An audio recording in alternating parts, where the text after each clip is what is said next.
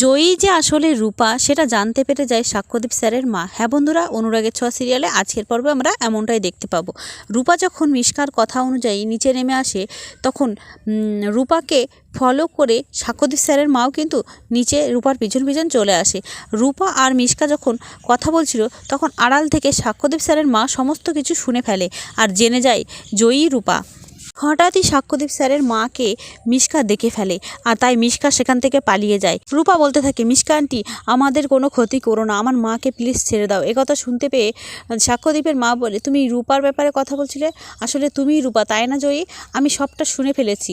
হঠাৎই দীপার ঘুম ভেঙে যায়।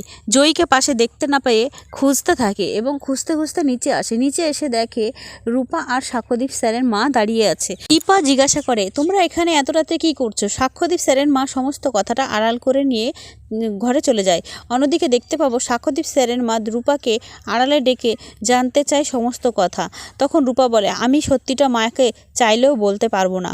আমি যদি সত্যিটা সবার সামনে আনি তাহলে আমার মায়ের বড় বিপদ হয়ে যাবে। তাই সাক্ষ্যদীপ স্যারের মা জয়ীর আসল পরিচয় জেনেও দীপাকে কিছু বলতে পারে না। অন্যদিকে আমরা দেখতে পাবো এই মিশকাকে জব্দ করতে তবলা কিন্তু সিরিয়ালে হাজির।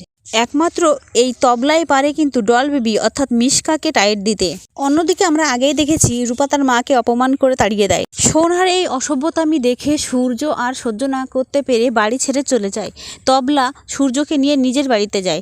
তবলা সূর্যর কাছ থেকে তার জীবনের সমস্ত কষ্টের কাহিনী শোনে আর বলে, আপনি চিন্তা করবেন না ডাক্তারবাবু, এবার আপনার জীবনটাকে শুধরে দেওয়ার সময় এসেছে।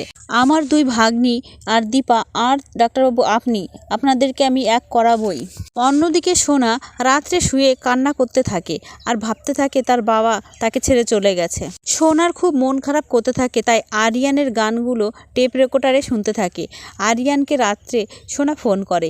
আরিয়ান ফোনটা তুলে বলে, কে? অলি বলে, আমি অলি। তখন বলে, তুই এত রাত্রে আমাকে কেন ফোন করেছিস? অলি বলে, আমি তো তোমাকে কালকে বলেছিলাম আজ আমার জন্মদিন ছিল, তুমি আসোনি কেন?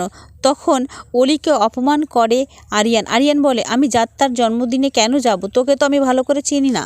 এটা বলে আর বলে, আমার কালকে একটা প্রোগ্রাম আছে, তুই এখন ফোনটা রাখ। ফোনটা কাটতেই সোনা কিন্তু আরও কষ্টে ভেঙে পড়ে, তার আরও কষ্ট হতে থাকে। আমরা দেখতে পাবো সাক্ষ্যদীপের মাকে জয়ী অর্থাৎ রূপা সমস্ত ঘটনাটা খুলে পড়ে আর মিশকার ব্যাপারেও জানিয়ে দেয় যে ও মিশকা, ও টিস্কা নয়, ও অনেক বড় ক্ষতি করতে পারে আমার মাকে। আমি যদি চোখে দেখতে পেতাম তাহলে আমি মিশকা আন্টিকে একটুও ভয় করতাম না, কিন্তু দুর্ভাগ্যবশত আমি চোখে দেখতে পাই না। তখন সাক্ষ্যদীপের মা বলে, তুমি চোখে দেখতে পাও না তো কী হয়েছে, আমি তো আছি, আমরা সবাই মিলে ওকে শায়েস্তা করব। তখন রূপা বলে, তুমি চেনো না সই, ও ভীষণ ডেঞ্জারাস, ও যা খুশি তাই করতে পারে।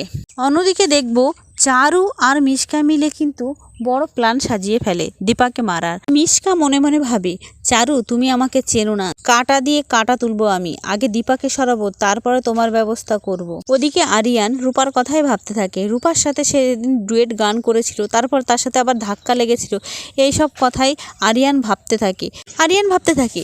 এই মেয়েটার মধ্যে এমন কি আছে যে আমার ধ্যান জ্ঞান সব ও কেড়ে নিয়েছে?